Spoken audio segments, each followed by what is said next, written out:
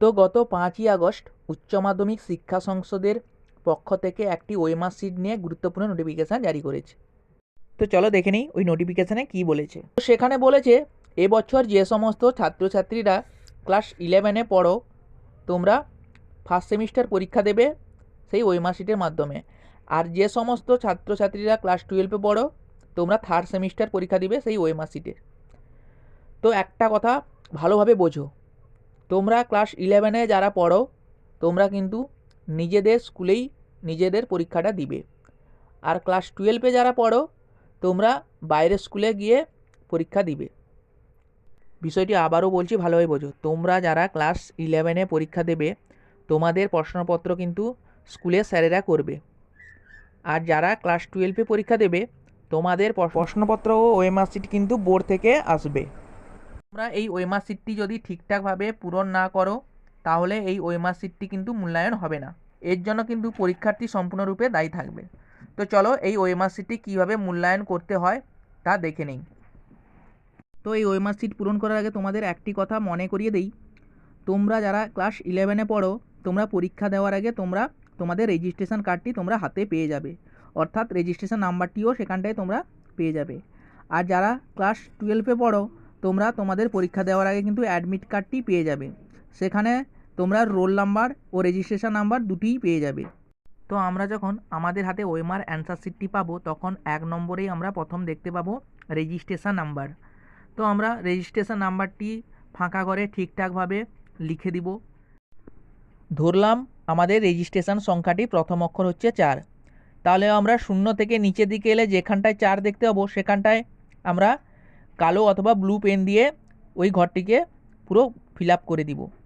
তারপরে সংখ্যা ধরলাম আমরা 5, তাহলে 0 থেকে নিচের দিকে যেখানটায় আমরা 5 দেখতে পাবো ওই ঘরটিকে ওই একইভাবে আমরা কালো পেন বা অথবা ব্লু পেন দিয়ে ফিল আপ করবো। এইভাবে আমরা একে একে সমস্ত সংখ্যা ফিল আপ করে দিব।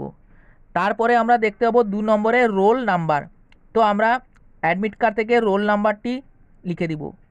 তারপর আমরা দেখতে পাবো কোশ্চেন বুকলেট সিরিয়াল নাম্বার, অর্থাৎ আমাদের যে কোশ্চেনটি দিবে তার উপরে একটি বুকলেট সিরিয়াল নাম্বার থাকবে, সেটি আমরা ঠিকঠাকভাবে লিখে দিব এবং একইভাবে আমরা কালো করব সব ঘরগুলো।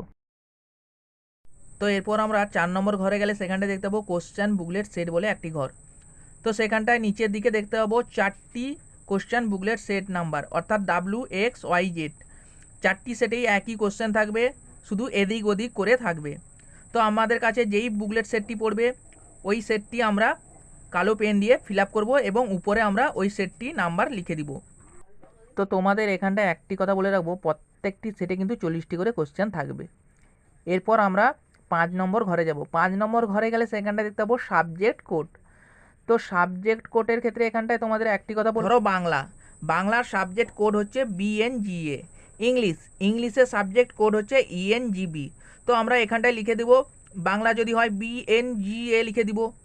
তো বি ঘরটি যেখানটায় আমরা দেখতে পাবো প্রথমে সেখানটায় বি গোল করব, তারপরে এন যেখানটায় আছে সেখানটায় আমরা নিচের দিকে চলে এসে কালো পেন দিয়ে অথবা ব্লু পেন দিয়ে গোল করে দিব। ভিডিও শেষে তোমাদের সাবজেক্ট কোডগুলি দিয়ে দেবো, তোমরা সেখান থেকে তোমাদের সাবজেক্ট কোডগুলি দেখে নিবে।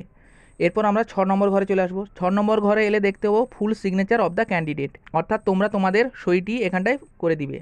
তারপর আছে 7 নম্বরে full signature of the invigilator, অর্থাৎ সেখানটায় যিনি পরীক্ষক থাকবেন উনি ওখানটায় সই করবেন। 8 নম্বরে নিচে দেখতে পাবো আমরা সেন্টার কোড, তো এটা তোমাদের কোনো কিছু লেখা দরকার নেই, এখানটায় নিচে লেখা আছে to be filled by the invigilator, তো এটা ইনভিজিলেটর মানে পরীক্ষক যিনি থাকবেন উনি এটা ফিল আপ করবেন। তারপর 9 নম্বরে দেখতে পাবো আমরা সাবজেক্টের জায়গায় যে পরীক্ষাটি আর দিচ্ছ তোমরা সেই সাবজেক্টটি তোমরা এখানটায় বড় হাতের অক্ষরে লিখে দিবে। তারপর 10 নম্বরে দেখতে পাবো অ্যান্সার, তো সেখানটায় আমরা 1 থেকে 40টি অ্যান্সার ওইখানটায় দেখতে পাবো। এরপর যেই অ্যান্সারটি ঠিক হবে সেই অ্যান্সারটি আমরা এখানটায় গোল করব।